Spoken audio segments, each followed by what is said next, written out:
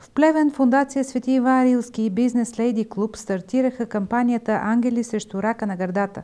Старта на благородната инициатива бе даден на специална пресконференция, в която взеха участие доктор Елиза Георгиева, управител на фондация Свети Иван Рилски, един от нейните учредители, както и управител на МБАЛ и ДКЦ Свети Пантелеймон, град Плевен.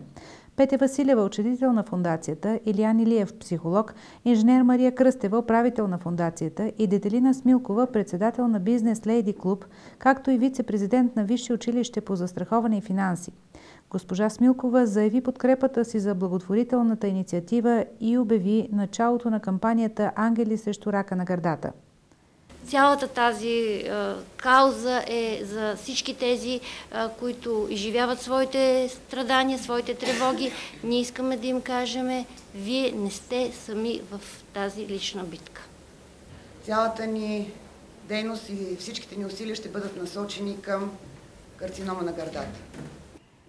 В Плевен фондация Свети Иван Рилски и МБАЛ Свети Пантелеймон организираха благотворителен бал, на който се събраха малко над 28 000 лева, които ще са за импланти на жени, оперирани от карцином на гърдата, и за безплатни зъбни протези за възрастни хора.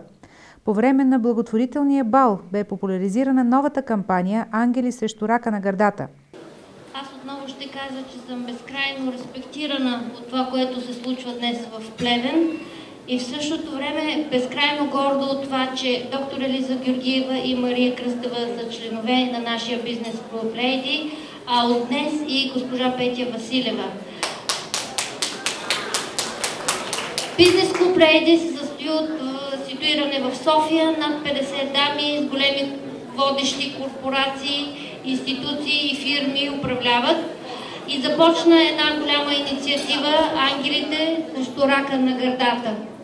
Но днес поставяме началото на тази наша кампания и потвърждаваме думите, че движението е единствената противоотрова на отчаянието. Благодаря ви, че всички днес сте тук, ще подкрепите. Днес създаваме и първия клуб извън София, а именно Плевен. Разчитам, направих няколко разговори с доста дами, които се включват активно в нашата кампания.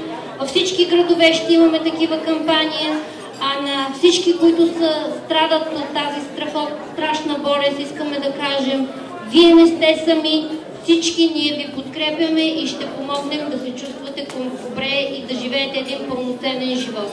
Екипът на фондация Свети Иван Рилски работи усилено за повишаване здравната култура на населението с цел превенция и се включва активно в националната кампания "Ангели срещу рака на гърдата", която се организира от Бизнес Лейди Клуб. Статистиката в България е ужасяваща. Всяка 13-та българка е болна от рак на гърдата, а във всяко трето семейство в страната има онкоболен. МБАЛ Свети Пантелеймон, град Плевен, се утвърди като водеща при операциите на рак на гърдата. В болницата, освен ехографа с софтуер за гърда и добрият мамограф, с който разполагат лекарите, вече има и антена за млечна жлеза за ядрено-магнитния резонанс, последно поколение, с който се извършва най-точната диагностика. Кампанията "Ангели срещу рака на гърдата" на Бизнес Лейди Клуб и подкрепена от фондация Свети Иван Рилски е насочена към физическото и емоционално преодоляване на травмите след операция на рак на гърдата. Сред нейните цели са повишаване нивото на здравната култура у нас и засилване на мерките за профилактика. Кампанията е насочена и към набирането на средства за закупуване на импланти за жени, на които предстои да бъдат оперирани от рак на гърдата. Осигуряването на безплатни прегледи е друга цел на инициаторите на инициативата. Кампанията "Ангели срещу рака на гърдата" е национална. Стартира от Плевен, където се и учреди клон на Бизнес Лейди Клуб.